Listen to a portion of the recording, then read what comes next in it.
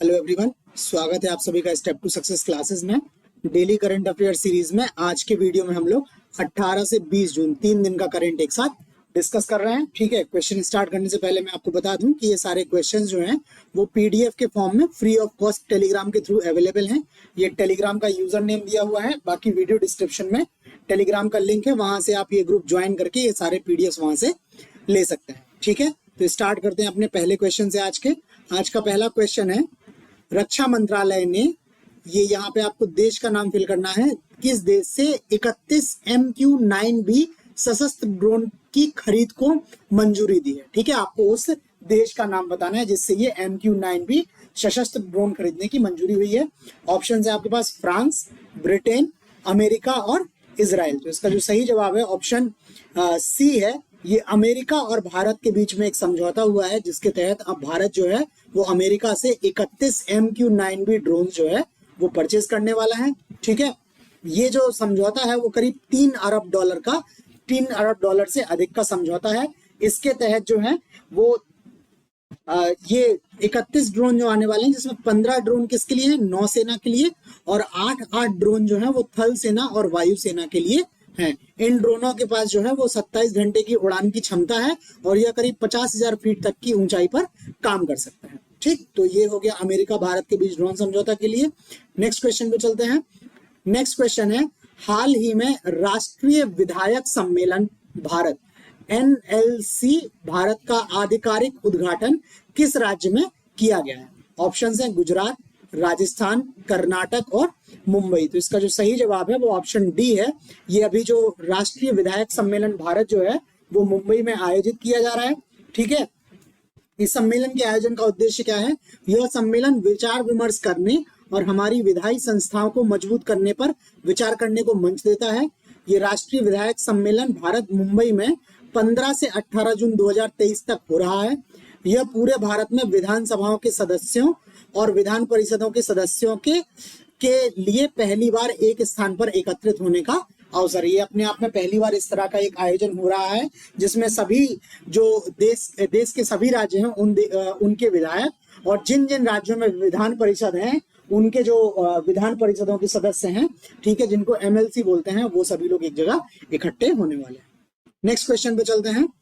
Next question है, किस राज्य की जेलों को सुधार गृह के रूप में जाना जाएगा। ठीक है, उनको जेल के स्थान पर सुधार गृह के नाम से जाना जाएगा। ऑप्शन है नई दिल्ली, महाराष्ट्र, यूपी और गुजरात। तो इसका जो सही जवाब है वो ऑप्शन सी है। यूपी की जेलों को अब जेल के स्थान पर सुधार गृह के नाम पे जाना जाएगा। ये अभी यूपी कैबिनेट जो है उसने हाल ही में नए जेल मैनुअल को मंजूरी दी है। यह जेल सुधारों की दिशा में क्या है, महत्वपूर्ण कदम है। बार बार जो है वो मांग उठती रहती है कि जेल कानूनों में सुधार किया जाए, जेलों में सुधार किया जाए, तो उसी की दिशा में जो है यूपी सरकार ने नया मैनुअल को मंजूरी दी है। इसके अलावा जो सीएम है उत्तर प्रदेश के योगी आदित्यनाथ जी, इन्होंने खुली जेल की स्थापना के लिए भी औपचारिक प्रस्ताव बनाने का निर्देश दिया है। बाकी वर्तमान में लखनऊ में इस समय एक खुली जेल, जो अर्ध खुली जेल जो है वो चल रही है। ठीक है, अर्ध खुली है, इन्होंने खुली प्रॉपर खुली जेल का प्रस्ताव जो है बनाने का निर्देश दिया है। अभी जो जेल है उनमें 1894 का जेल अधिनियम और 1900 का कैदी अधिनियम जो है प्रभावी है। ये जेल अधिनियम 1894 है। इसका मुख्य उद्देश्य जो है वो हिरासत में अपराधियों पर अनुशासन और नियंत्रण बनाए रखना है। इसके अलावा जेल सुधारों की दिशा में केंद्र सरकार ने हाल में एक आदर्श कारागार अधिनियम 2003 तैयार किया है। यह बंदियों के सुधार और पुनर्वास में बहुत उपयोगी होगा। तो इस तरह से ये जेल सुधार जो है वो राज्य के स्तर पर और केंद्र सरकार के स्तर पर लगातार किए जा रहे हैं। नेक्स्ट क्वेश्चन पे चलते हैं।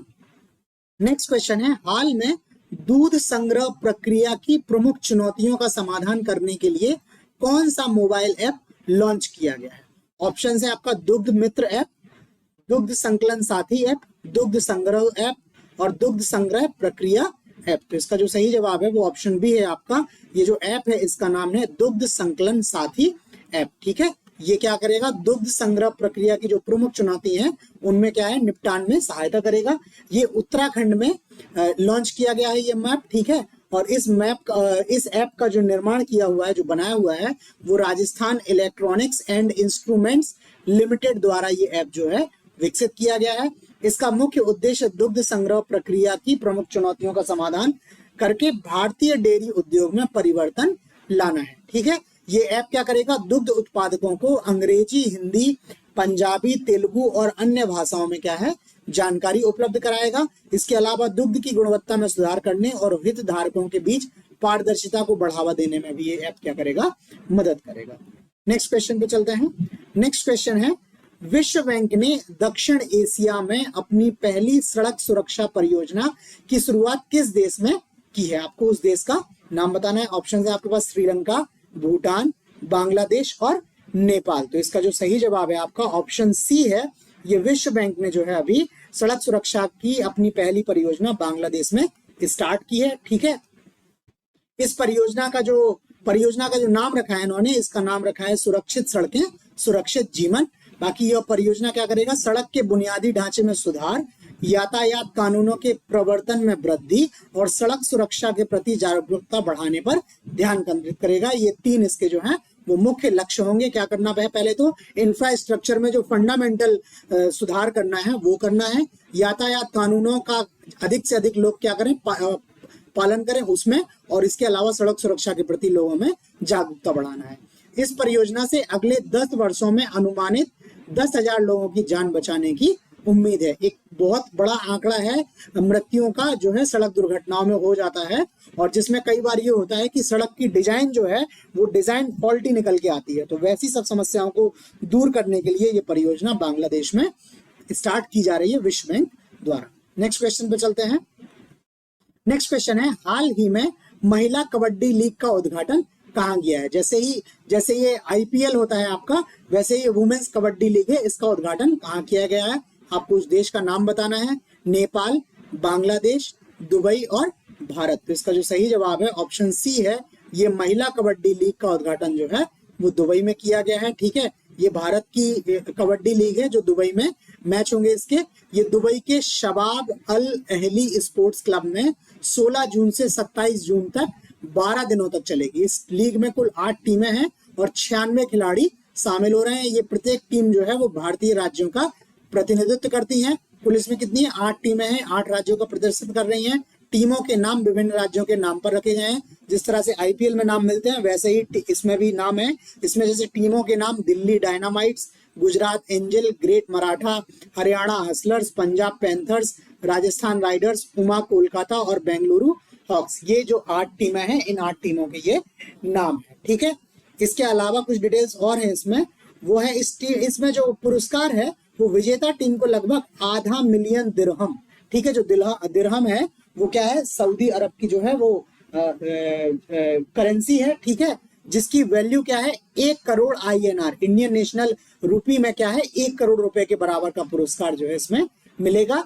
इसका जो प्राइमरी स्पॉन्सर जो है वो है APS स्पोर्ट्स। ठीक है, और इसके जो निदेशक हैं कबड्डी लीग के वो प्रदीप कुमार नेहरा जो है वो महिला कबड्डी लीग के निदेशक हैं। ठीक है, तो ये महिला कबड्डी लीग के बारे में हो गया जो दुबई में स्टार्ट होने वाली है। नेक्स्ट क्वेश्चन पे चलते हैं।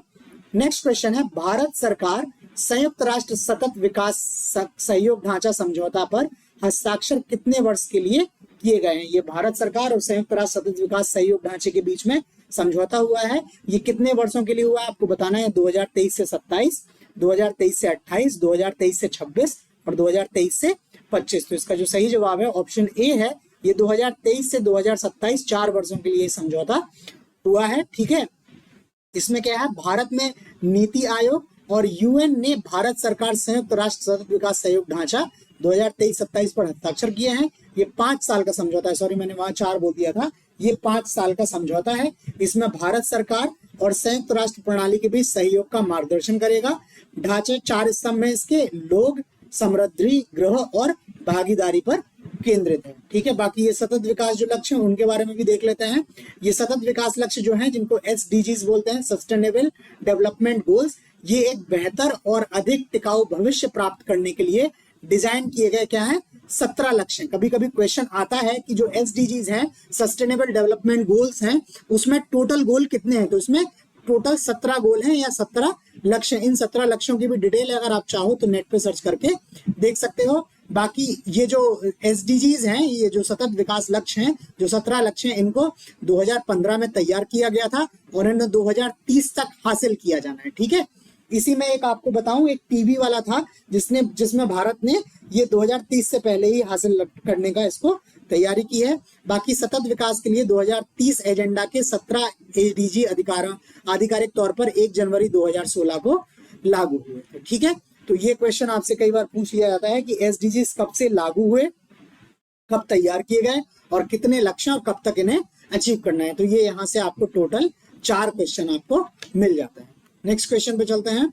नेक्स्ट क्वेश्चन है, हाल ही में वाई ब्रेक या योग ब्रेक, योग एट ऑफिस चेयर पहल किस मंत्रालय के द्वारा शुरू की गई है? ऑप्शन है आपके पास आयुष मंत्रालय, नीति आयोग, कला और संस्कृति मंत्रालय, सामाजिक न्याय एवं आधिकारिता मंत्रालय। तो इसका जो सही जवाब है वो ऑप्शन ए है। ये वाई ब्रेक या योग एट ऑफिस चेयर जो है वो आयुष मंत्रालय की एक पहल है, आयुष मंत्रालय द्वारा स्टार्ट किया गया है। ठीक है, इसमें क्या है, प्रोटोकॉल शुरू करके अपने कर्मचारियों की भलाई में सुधार करने की दिशा में एक सक्रिय कदम उठाया है। ये आयुष मंत्रालय जो है किन किन से है, आयुष में आपको क्या क्या है, आपको ये आना बहुत इंपॉर्टेंट है बिकॉज पूछ लिया जाता है इसमें। एक तो आयुष में आयुर्वेद हो गया, वाई से योग हो गया, ये फिर प्राकृतिक चिकित्सा हो गई, यूनानी हो गई, सिद्धा हो गई और होम्योपैथी। तो 1 2 3 4 5 6, तो आयुष में टोटल आपके 6 पॉइंट्स हैं। ठीक है, 6।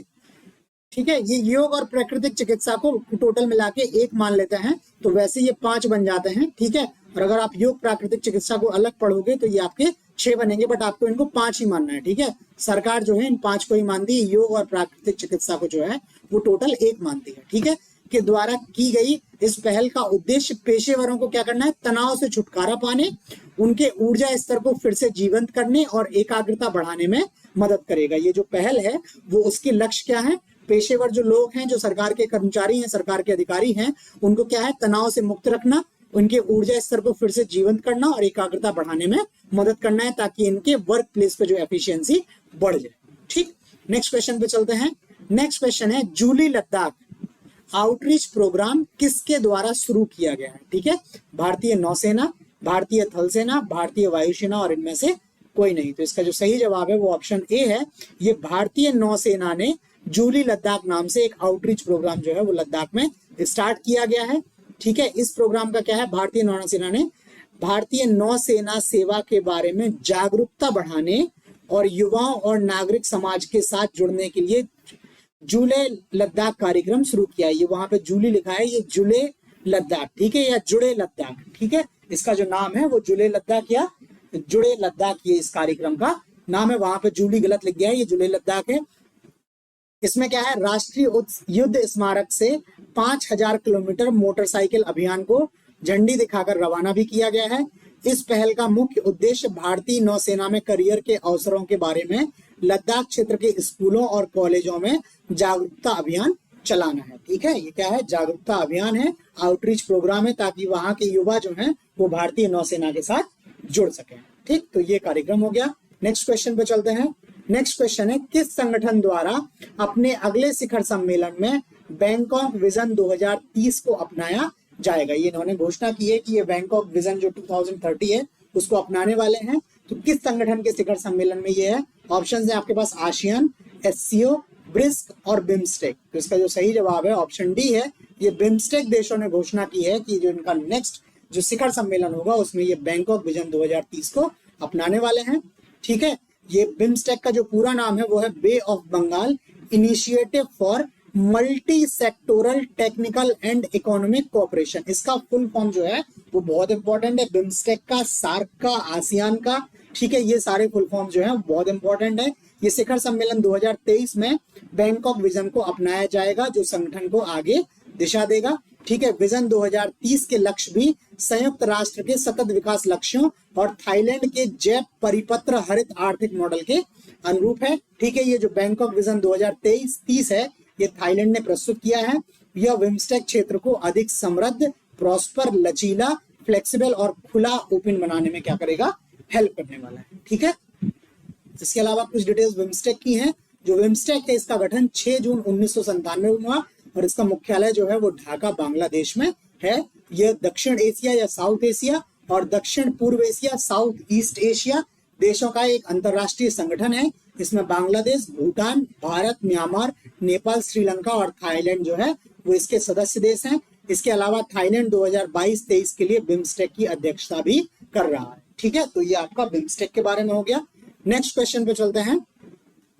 नेक्स्ट क्वेश्चन है, हाल ही में किस देश ने विश्व स्क्वैश चैंपियनशिप जीती? अभी एक दो दिन पहले ही ये क्वेश्चन आया था कि विश्व स्क्वैश चैंपियनशिप जो है वो भारत में कहाँ आयोजित की जा रही है? तो चेन्नई में ये आयोजित की जा रही थी। अभी ये प्रतियोगिता संपन्न हो गई है। आपको बताना है किसने ये प्रतियोगिता जीती है। ऑप्शन है मिस्र, मलेशिया, भारत और जापान। तो इसका जो सही जवाब है आपका वो ऑप्शन ये ए है। ये विश्व स्क्वैश चैंपियनशिप जो है वो मिस्र ने जीती हुई है। ठीक है, ये प्रतियोगिता क्या है, 13 जून 2023 को चेन्नई में हुई थी। इसमें मिस्र ने चेन्नई में फाइनल में मलेशिया को 2-1 से हराकर विश्व स्क्वैश चैंपियनशिप जीती है। विजेता कौन रहा है? मिस्र, और हराया किसको है? मलेशिया। ठीक है, इसके अलावा तीसरा स्थान जो है वो भारत और जापान ने संयुक्त रूप से साझा किया है। ठीक है, तो भारत और जापान मिलकर तीसरे स्थान पर आए हैं। इस चैंपियनशिप में टोटल 8 देशों ने हिस्सा लिया हुआ है। ठीक है, बाकी ये जो ओलंपिक एसोसिएशन है उससे इनको मान्यता है, लेकिन ओलंपिक गेम्स में अभी जो होते हैं गेम्स उसमें स्क्वैश को शामिल नहीं किया है। नेक्स्ट क्वेश्चन है हमारा, सरकार ने मध्यस्थता कानूनों में सुधार की सिफारिश करने के लिए किसकी अध्यक्षता में एक विशेषज्ञ समिति का गठन किया है? ऑप्शन है N Venkataraman, TK. Vishwanathan, AK. Ganguly और सौरभ अग्रवाल। तो इसका जो सही जवाब है आपका ऑप्शन बी है।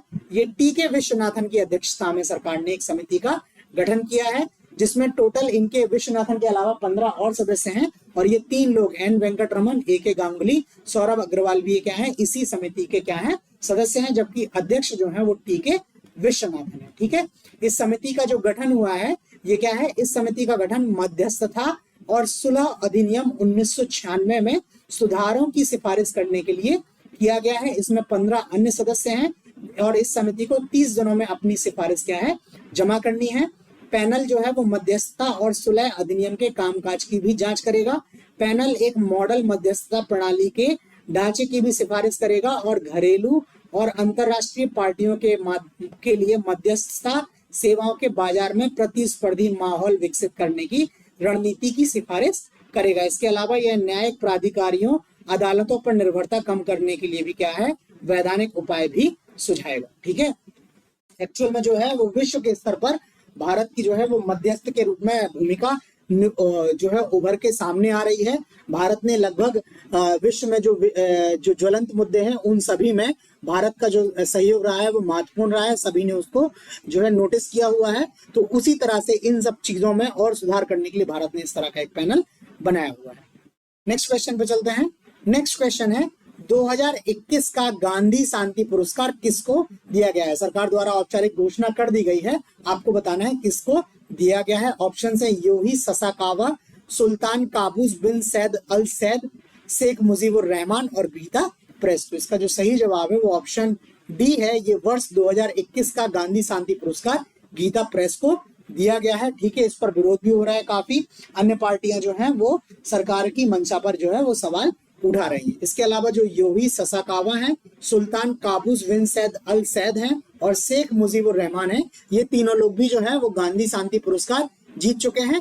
इनको वर्ष 2018 में पुरस्कार मिला था, ये इनको 2019 का मिला है और इनको 2020 का मिला हुआ है। और वर्ष 2021 का जो गांधी शांति पुरस्कार है वो गीता प्रेस को देने की घोषणा की गई है। ये पुरस्कार क्या है, अहिंसक और अन्य गांधीवादी तरीकों के माध्यम से सामाजिक, आर्थिक और राजनीतिक परिवर्तन के लिए क्या है गीता प्रेस को क्या है ये पुरस्कृत करता है। गीता प्रेस जो है गोरखपुर में है और इसकी स्थापना 1923 में हुई थी। इसने 14 भाषाओं में 41 करोड़ से अधिक पुस्तकें प्रकाशित की हैं, जिनमें 16 करोड़ से अधिक श्रीमद् भागवत गीता शामिल है। ये जो गीता प्रेस गोरखपुर है वो धार्मिक पुस्तकें जो है वो प्रकाशित करता है। हिंदू धर्म से जो जुड़ी हुई पुस्तकें हैं वैसी पुस्तकें मुख्यतः प्रकाशित करता है। ये जो गांधी शांति पुरस्कार है एक वार्षिक पुरस्कार है। इसे सरकार ने 1995 में शुरू किया हुआ था, केंद्र सरकार ने। इसकी शुरुआत जो है वो महात्मा गांधी की 125वीं जयंती के अवसर पर की गई थी। इसमें पुरस्कार स्वरूप 1 करोड़ रुपए, एक प्रशस्ति पत्र और एक पट्टिका दी जाती है। ठीक, तो ये हो गया आपका गांधी पुरस्कार के बारे में।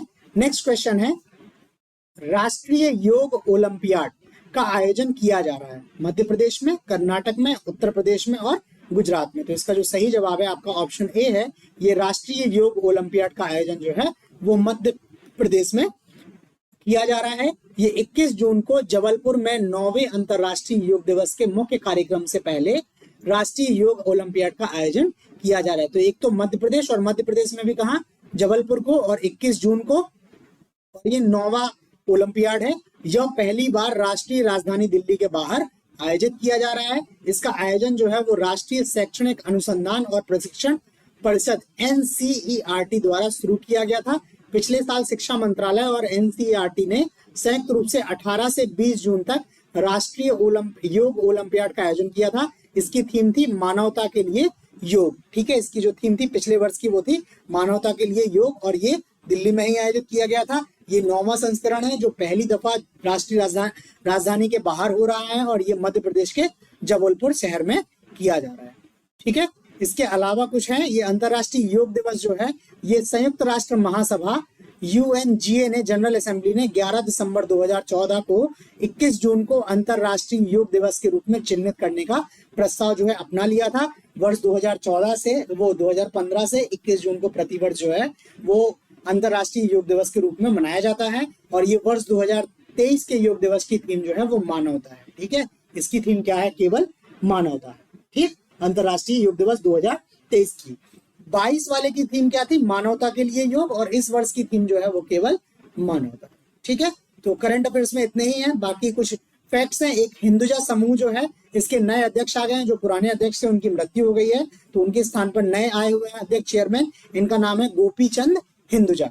इसके अलावा एक राजा उत्सव मनाया गया, ये उड़ीसा में मनाया जाता है। और रॉ जो रिसर्च एंड एनालिसिस विंग है, इसके नए चीफ आए हुए हैं। इनका नाम है, IPS अधिकारी हैं ये, रवि सिन्हा जी हैं। ये रॉ के नए चीफ जो हैं वो नियुक्त हो गए। ठीक, तो आज करंट अफेयर्स में इतना ही है। आपको ये क्वेश्चंस कैसे लगे? ठीक है, ये आप हमें प्लीज लाइक करके, वीडियो को लाइक करके, कमेंट करके जरूर बताएं। चैनल को सब्सक्राइब कर लें, और वीडियो को अपने फ्रेंड्स के बीच में आप लोग शेयर भी कर सकते हैं। इसके अलावा ये फ्री PDF के लिए आप ये टेलीग्राम ग्रुप ज्वाइन कर सकते हैं। ठीक है, तो आज करंट अफेयर्स में इतना ही। बाकी कल मिलते हैं नए क्वेश्चन के साथ। तब तक के लिए धन्यवाद।